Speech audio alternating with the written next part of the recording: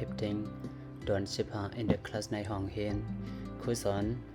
และธรรมศาสตร์ว่า please open your book and show me your homework can do with public สาวสีเลเนการเรียนสาวขาลู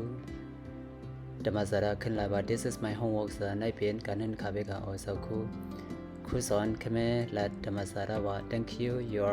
you are doing better nowadays ธรรมศาสตร์สาวธรรมศาสตร์ยินสมค่ะเมื่อเลียวสาวเฮียนไลลีมาเดกาอธรรมศาสตร์ขึ้นลาว่า thank you son for your kind word ยินสมขอบใจสักครู่เด็กๆค่ะเอกวันซะและว่า here is my homework sir I work hard every day ในเปลี่ยนการเรียนขาอสักครู่ค่ะคัดใส่กวนขาอครูสอนและว่า you are also improving day by day เอกวันซะเอกวันซะก็นำกัดก็ขึ้นใหญ่มากวนขาอเอกวันซะและว่า thank you sir I am thankful for your kindness ยินสมค่ะสักครู่ยินสมขอบใจนำใส่สักครู่เด็กๆขาอ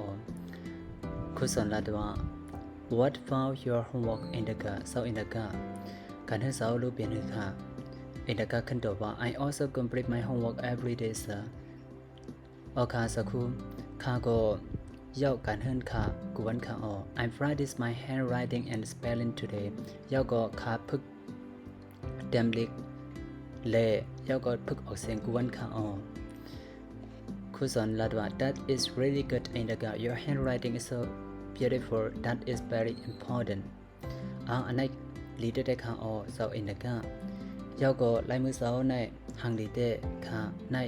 ลำลองได้ค่ะin the car ขึ้นลัดว่า I'm grateful for your teaching sir